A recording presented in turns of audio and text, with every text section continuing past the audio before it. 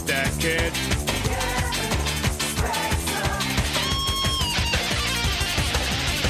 Don't like you never did.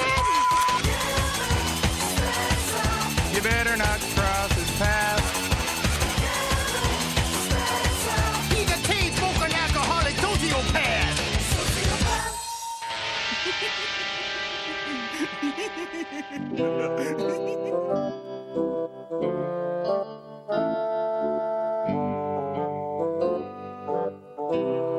Hey, you ain't a crazed up, Poisey.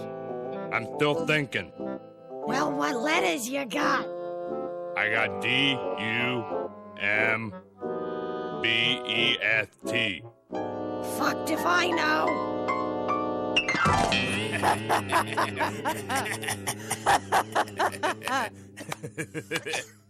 Hey, while you's up, go get Daddy 4 more beers.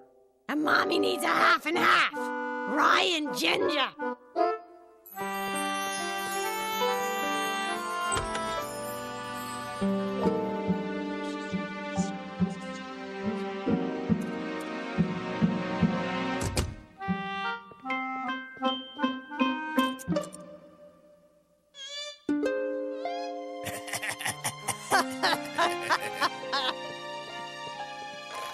Ain't no shaking 'em, fuck. It's your turn, cockface. Kevin wasn't too happy about being called a cockface. Leastwise, that's what he figured the letters spelled, mostly because he couldn't read. What's the matter, Kevin? You stuck? Kevin told his parents that the only thing he was stuck in was a deep and endless black pool of rage and despair, and it was all he could do to cling to the last vestiges of reality.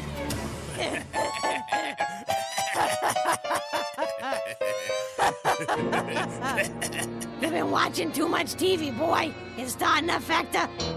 Hey, where's my fucking half and half? Give me a beer, hold me over till the boy gets back. Blow me. I will if you give me the beer. Nah, get your own beer. Kevin had just about had it with Fatty and the old man always bossing him around, and so he told them it was high time they got off their fat, unemployed welfare asses and got their own drinks. Then he told them he was going to hang around the warehouses down by the waterfront and get jimmied up on cough syrup. Show some fucking respect for your fat mother, boy. She ordered a half and half, so hop to it. Kevin told the old man that he was never going to hop again, unless it was with joy and on top of his grave. Yeah, like I'm ever gonna die. You can't take down the personator. Ryan Ginger, fuck!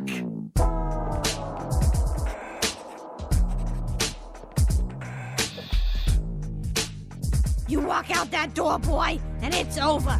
You leave, you ain't no part of this family no more, you got that?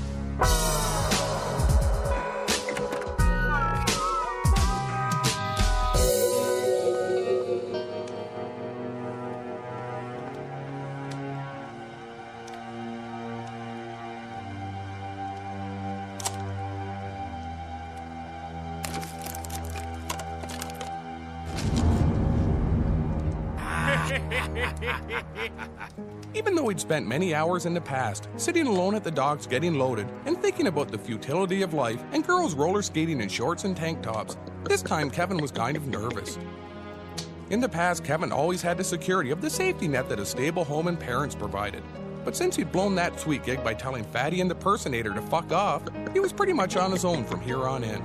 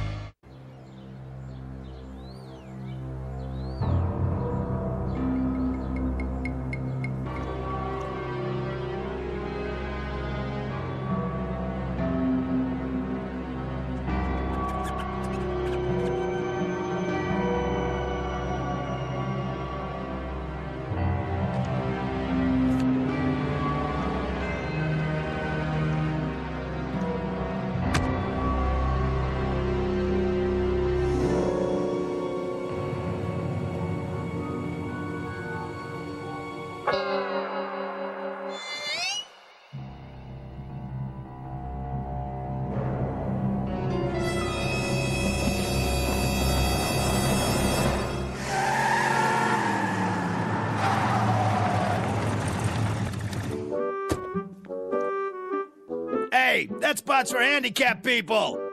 Tell you what, Arthur, I'll ask around inside and see if I can find anyone who gives a fuck.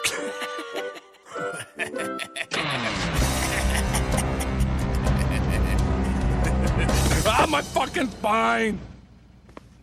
Who's laughing now, asshole? Huh, funny guy? Who's laughing now? You are. Yeah, well, that's right. Me, and don't you forget it.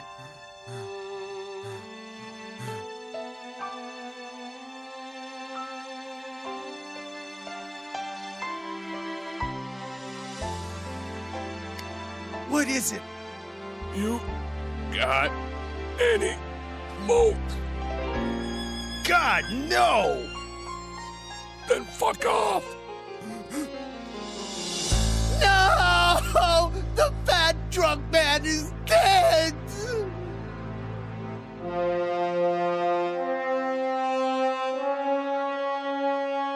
It had been almost 14 hours since the men had thrown Kevin into the holding cell, and Kevin figured the coast was clear, so he decided to have a smoke.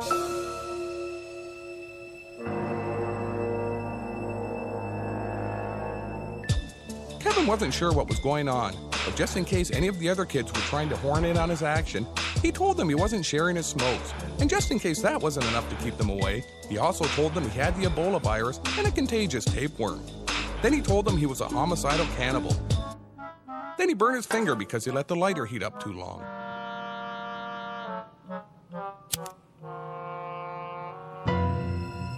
Relax, kid.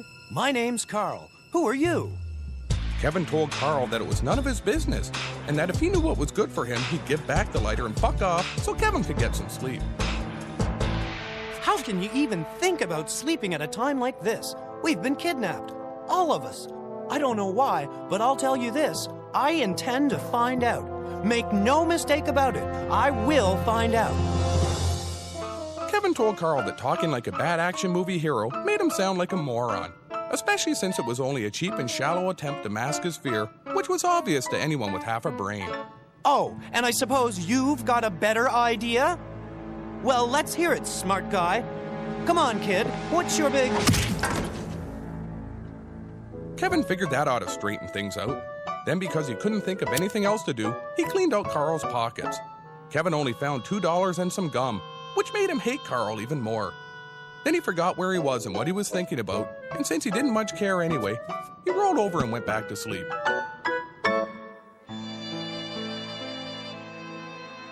I know this is difficult, ma'am, but we need you to make a positive identification.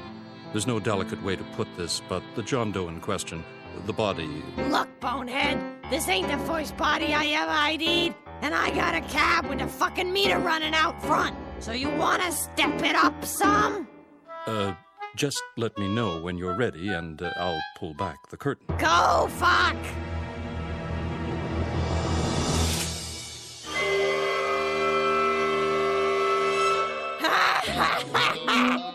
Give her, you fat drunk bastard!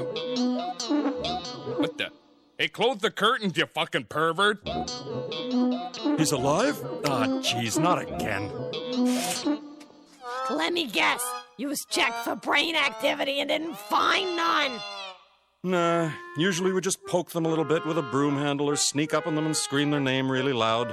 Your husband never even flinched. He got used to playing dead last time he was in the joint, so his cellmate wouldn't cornhole him. Hey, is it okay if I smoke in here? No. I tell you what, we both will play dumb if anybody asks. Jesus Christ, where am I? City morgue. They told me you was dead, so as I had to come down and identify your body. What and who the fuck's this guy? Some guy named Tom or Frank or something. He's my date. You brought a date to identify my body? Am I supposed to spend the rest of my life alone? We'll talk about this later. You, date's over. Fuck off. That's up to the lady. You're willing to fight for her honor? Let's go, Poisey. If he's that fucking stupid, I'm better off with you. Ain't I always told you that, fatty? Don't you call me fatty. I'll call you whatever the fuck I like. I swear to Christ, Boise. One more time and I'll fucking drop you. Yeah, why don't you try dropping a few pounds instead? Stay around 100.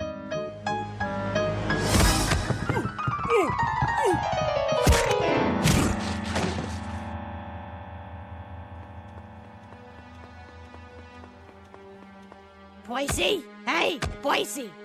Boise, come on, get up. I got smokes. Oh my God! My fat drunk husband is dead! Because he fell down on his own!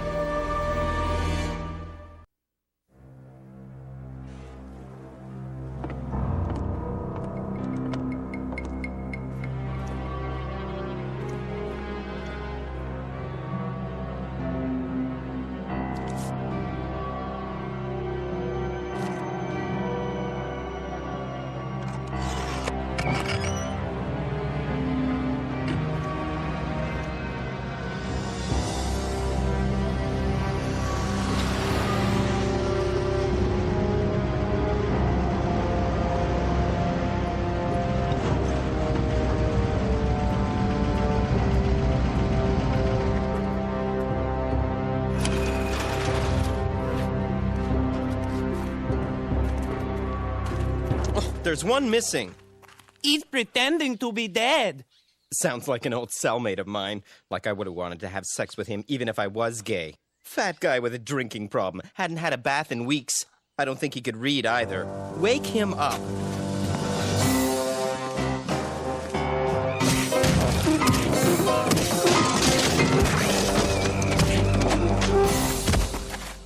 Well?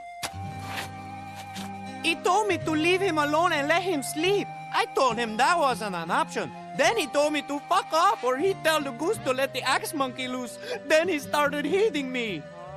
You let a kid do that to you? He don't seem much like the other kids.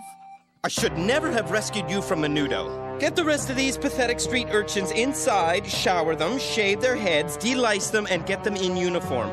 I'll deal with the little miscreants inside with the dumb goose and monkey. My friend tells me you're a feisty little scamp. Kevin told the man that he didn't know what the word feisty meant. Then he told him that if he was friends with the last guy who came in, then he must be a bit of an asshole too. Because the last guy was a king-holy sack of useless shit and was damn lucky to get out of the truck with his life.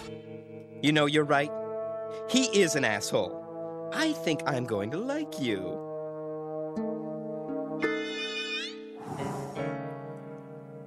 What I just said is usually taken as an invitation to state your name. Kevin didn't much like talking to the man, but he figured the sooner he told him his name, the sooner he would leave him the fuck alone. Kevin also thought there was no reason why he shouldn't have a little fun at the same time, so he told the man his name was Kelvin Spencer, mostly because he wasn't real clever. Nice to meet you, Kelvin. Now, let's go inside, shave your head, and give you a nice warm lice bath. Since Kevin was bored sitting in the truck, he figured he'd go with the man and see if there was anything worth stealing. But just so the man didn't get any strange ideas and start thinking Kevin liked him any, Kevin popped him a sweet one in the back of the neck. What the? Oh, you're a real firecracker, all right, Kelvin. A real firecracker.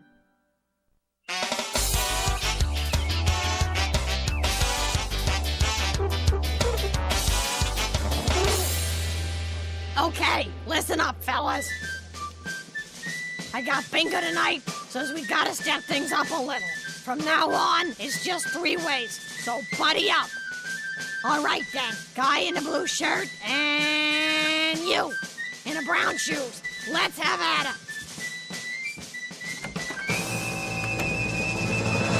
What the fuck's going on? Ah, shit. Jeez, Boise, you was alive. Hey, back of the line, loser! The name's Perthinator, and the line starts and ends right here, cocksucker. And just in case you think I'm lying.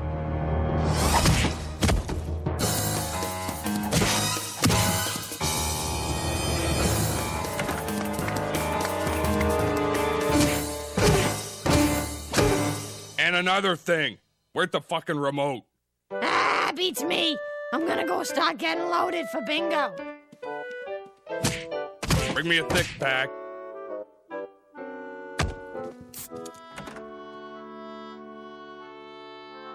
The TV ain't on. Can't find a remote. Fuck, I thought you was dead. Can't keep the Perthinator down. You know that.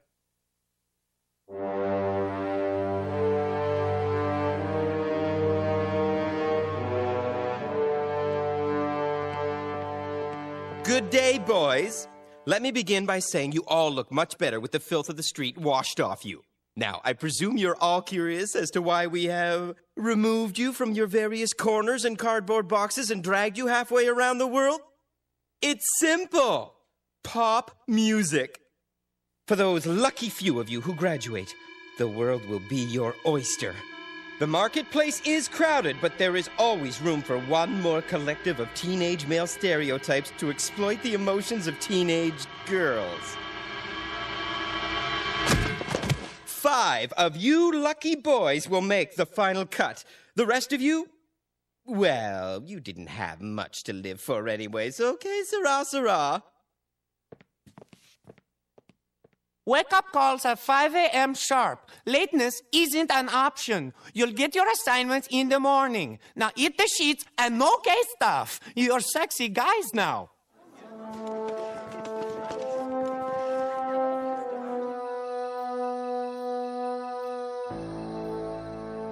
Like most kids his age, Kevin wondered what hideous pit of hell was responsible for spawning all the putrid boy bands that were currently crowding the airwaves. Now that he knew, more than anything else in the world, Kevin wanted to set fire to the place and destroy everyone and spare the world. But the more he thought about it, the more he realized that not destroying all the potential boy band members better suited his worldview. Because in the long run, a new boy band meant that many more people would suffer.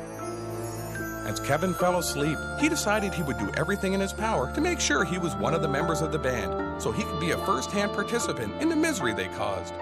In the meantime, he figured he'd cause some misery by taking a round out of the kid in the next bunk with his shoe. Up and at 'em, boys! Welcome to your first day of hell. Get your assignments on your way out the door and let's have some fun. I'm gonna be your man, ain't gonna be no fake. I'm gonna be your man, I'm gonna rock my band. You and you, too fat, get out. Close, but you forgot the L. You print like a girl, out.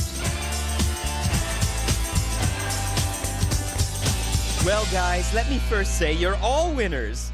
Well, that's not true either, because 2 of you are getting the boot. The other 5 of you are on your way to stardom and a life of luxury. Anyway, without further ado, the winners for each category are Jason as the hunk, Vince as the boy next door, Jerry as the smart one. Donnie, you're going to be the sense of humor guy. And finally, the last position, the angry loner with a sensitive side, goes to Calvin. That's all. First show's tomorrow to kick off the mall tour. Couple of videos to shoot, and we gotta grease the palms of the music and radio stations. So get on the plane and let's make some money. I mean art. No, wait, I do mean money. Oh, and you other 2 will be taken away and killed. Now come on, fellas. We got a plane to catch.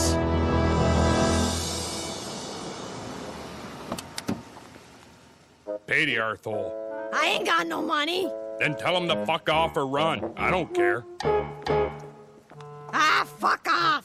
Hey, his name's Boise Spencer. What the fuck's going on?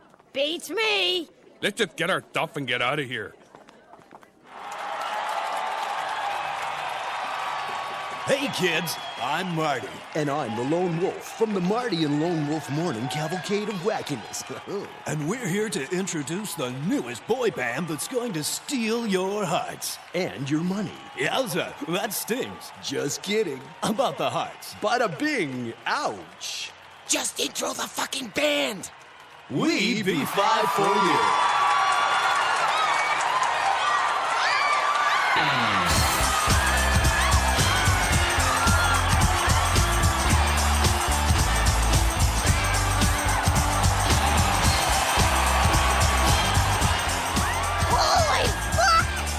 a boy! What? Up there on the stage, it's Kevin! Who? Kevin, our stupid kid Kevin! Fuck off, we got a kid? Yeah, don't you remember? Can't say as I do, but you're telling me that's him? That's him! Which one? The angry loner with the sensitive side. Well, no kid of mine is gonna be parading around in some sissy fucking boy band. They ain't even got no guitars, fuck. How can you call that music? Out of my way, I gotta save my boy. This one, right? Come on, boy, we're going home. You? Listen, I don't want to have sex with you, all right, you fat drunk bastard? I don't know what the hell you talking about, lady. I'm just here to get my boy. He's my boy now. I'm gonna make him a star. Famous. Rich beyond his wildest dreams, everything. All you can offer him is a cycle of poverty, alcoholism, and abuse. Listen to me, broken head, and listen good. You got a decision to make. Your mother and I may only be able to offer you squalor and poverty. We don't feed you much, and we's always bumming smokes. And the house gets pretty dirty since none of us ever cleans up the fucking dump. But think of what you're doing. New kids on the block, Backstreet Boys, NSYNC, B44. For God's sake, do you really want to join the likes of them? Is that how you want to spend the rest of your life? Think of what you're doing to society. I mean, I know you don't like society much, and I can't say as I blame you. But even you can't have that much hate in you.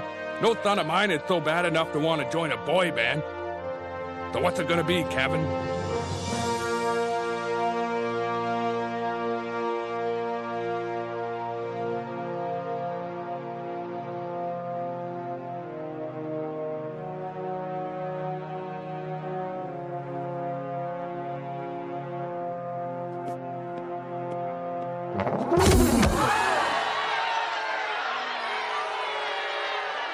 Ah, fuck all of you.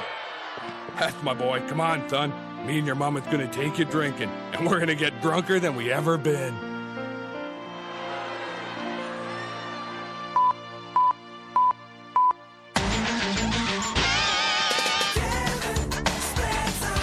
Something's wrong with that kid. Is that the way you never did?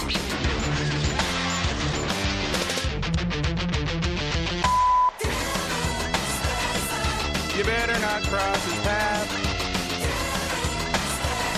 He's a tea-smoking alcoholic sociopath. I should never have